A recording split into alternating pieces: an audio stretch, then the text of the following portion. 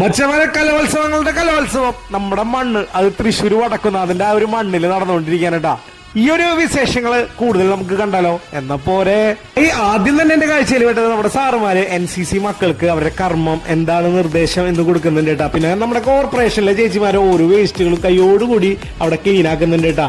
പിന്നെ രണ്ട് മച്ചമാര് കണ്ടോ അവരുടെ പരിപാടിയൊക്കെ കഴിഞ്ഞിട്ട് പതുക്കെ ഗ്ലൂക്കോസ് ഒക്കെ ഇങ്ങനെ കഴിച്ചുകൊണ്ടിരിക്കുന്നു. മോരും വെള്ളം അങ്ങോട്ട് കാച്ചിയാലോ. പരിപാടി കഴിയണവരെ അച്ഛാ ഞാൻ ഒക്കത്തുനിന്ന് ഇറങ്ങില്ല എന്ന് ആ മോളൂട്ടാ. എത്ര വെയിലാണെങ്കിലും ഇതൊന്നും ഞങ്ങളെ ബാധിക്കില്ല എന്ന് പറഞ്ഞിട്ട് ചേച്ചിമാരൊക്കെ പോണ കണ്ടോ.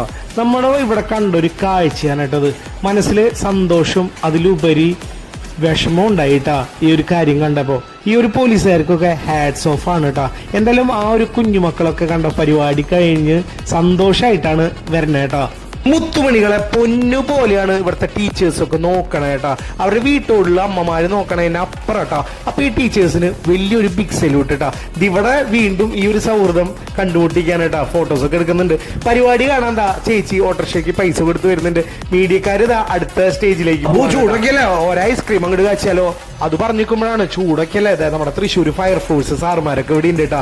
ഈ ഒരു പുള്ളിക്കാരനെ ഞാൻ കഴിഞ്ഞ തൃശ്ശൂർ പൂരത്തിന് പരിചയപ്പെട്ടാണ് കേട്ടാ. ഓട്ടുകത്തെ വൈബിളുള്ള ഒരു മനുഷ്യ കേട്ടാ.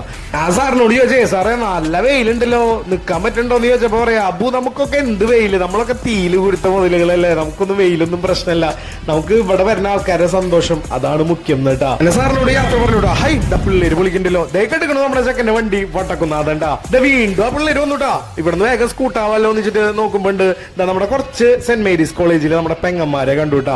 അവരോട് ഞാൻ ചോദിച്ചു നമ്മുടെ ഈ ഒരു മണ്ണില് തൃശ്ശൂർ പേരൂരിൽ കിടന്നു നടക്കുന്ന കലോത്സവം എന്താ പറയാനുള്ളതെന്ന് ചോദിച്ചപ്പോ ചേട്ടാ ഇത് നമുക്ക് വലിയൊരു പ്രൗഡല്ലേ, നമ്മൾ തൃശ്ശൂരുകാര് പൊളിയല്ലേ എന്നാണ് അവര് പറഞ്ഞേട്ടാ. അങ്ങനെ അവരോട് ടാറ്റ കൊടുത്ത് അവരിത് അങ്ങോട്ട് പോയിട്ടാ. പിന്നെ ഞാൻ കണ്ട കാഴ്ച എന്ന് പറഞ്ഞാൽ ഈ കാണുന്ന ഒരു സാറിനെ എന്താ പറയാ ഈ ഒരു വെയിലെത്തും അദ്ദേഹം ഒരു 2 മണി 2:30 ടൈമിലും ചെയ്യുന്ന വർക്കുകളാണ് കേട്ടോ.